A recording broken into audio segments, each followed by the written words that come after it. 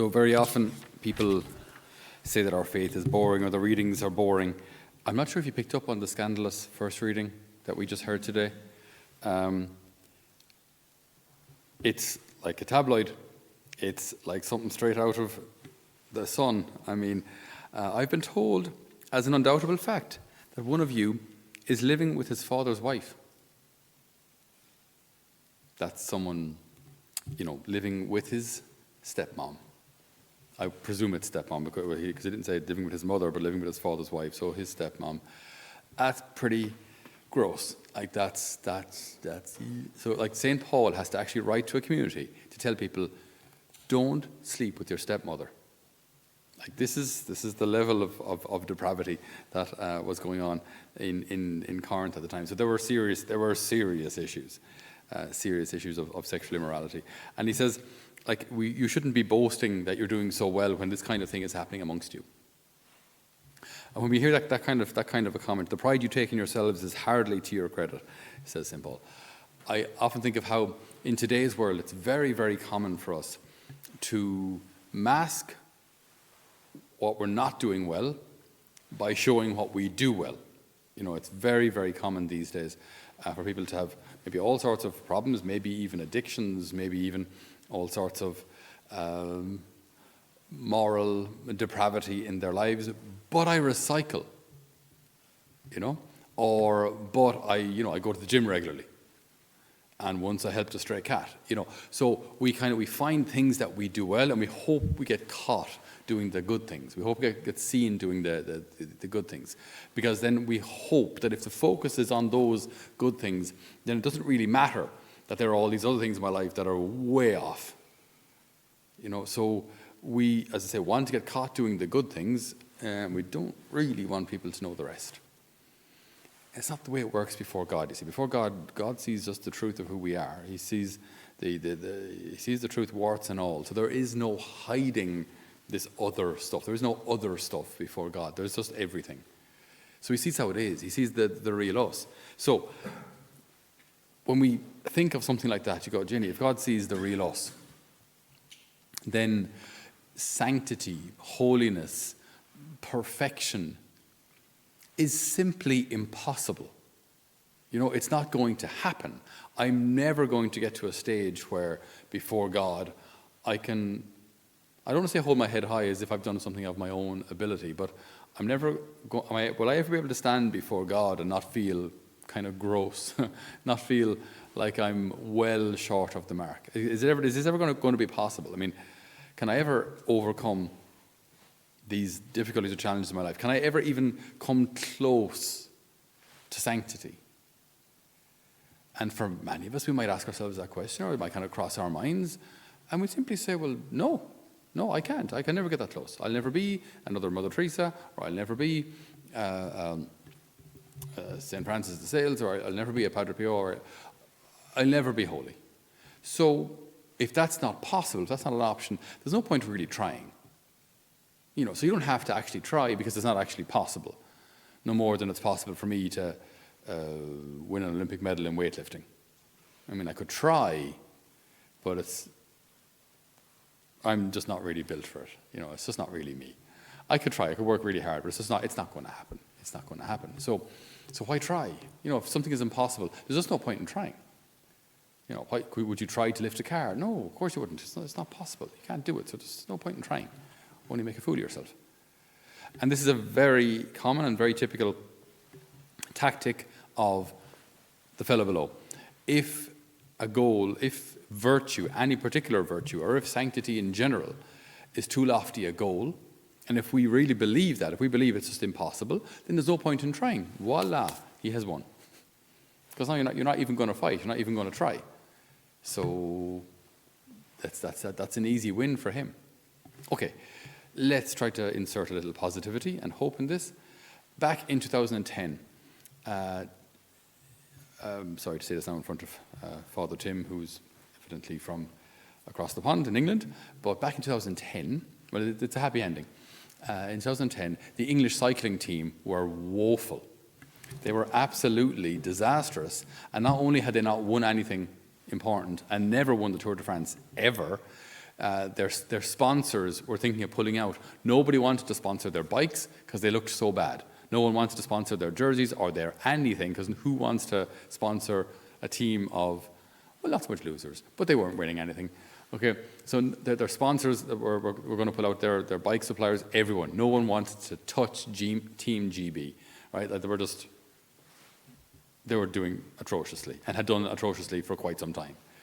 So this guy called David Brailsford was appointed head of Team GB Cycling.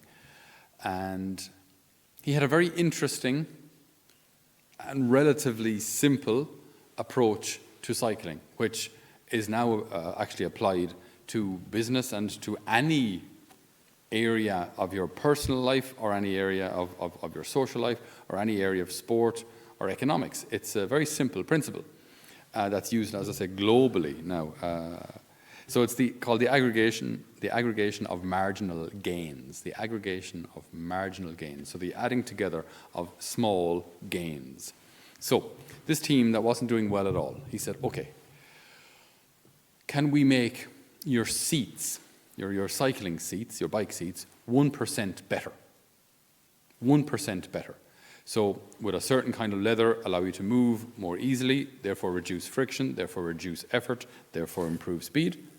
So can we look into the leather on the seats? Can we look into the size of the seat, the shape of the seat, and can we customize them for each particular cyclist?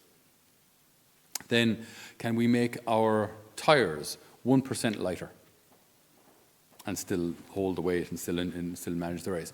Can we make our frames 1% more rigid, so then rather than the cycling effort kind of wobbling the frame slightly, all that effort goes into propelling the bike forward? So 1%. Can we make the helmets 1% more aerodynamic? Can we make the spandex? No, you can't improve spandex. Is there anything else that we can do? Then he looked into the gels, the massaging gels used for recovery, for muscles. What worked best? Do some research, find out. Then he went even further to see the kind of pillows that the cyclists use. Can we get pillows that are adapted to each cyclist, that the curvature of the spine remains the way it should be, and they get a good night's rest, better performance?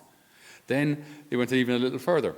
How can they wash their hands to ensure that they're sterile, ensure they don't catch a cold? It might sound kind of obvious, but if you're an athlete and you get sick, the flu hits you as hard as it hits anyone else, and then you're out of action for 2 weeks. Now your training is out of kilter, and so on and so forth.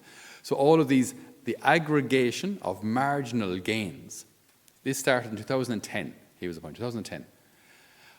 By the Olympics in 2012, 2 years later, they won 70% of the gold medals available for cycling.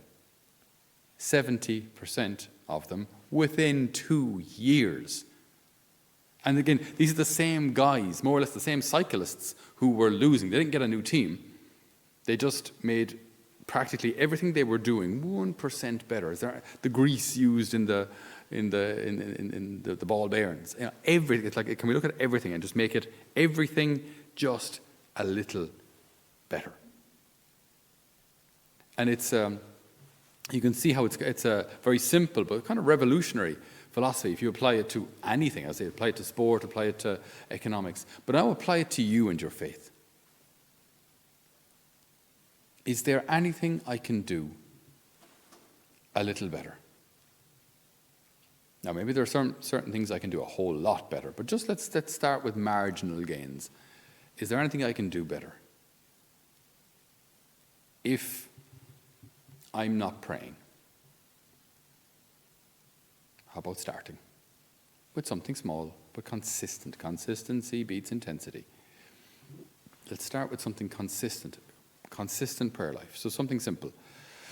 Maybe 1 decade of the rosary every day, but every day.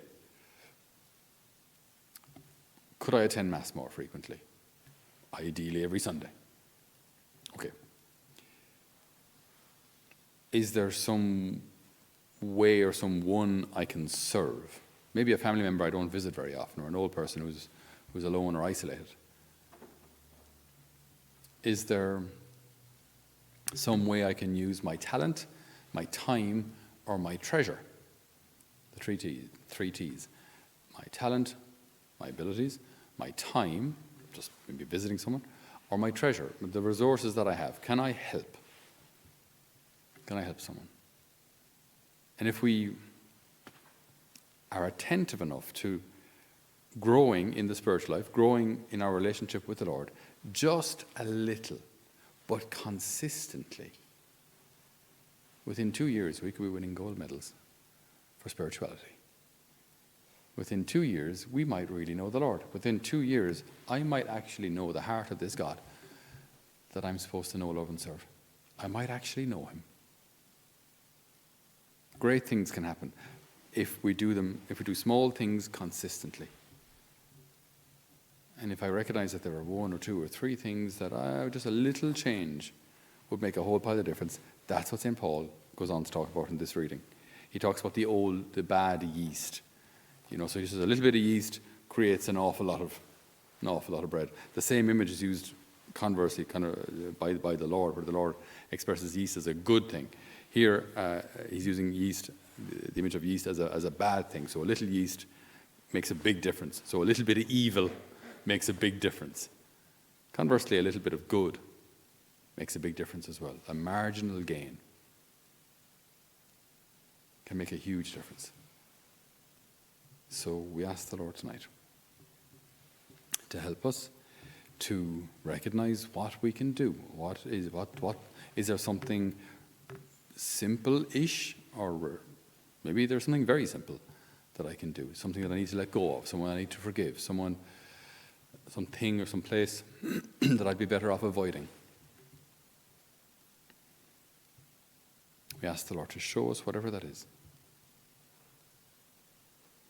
to help us to grow, to know his heart, to cut out from our lives whatever is not from him, and to experience true joy and true freedom. Amen.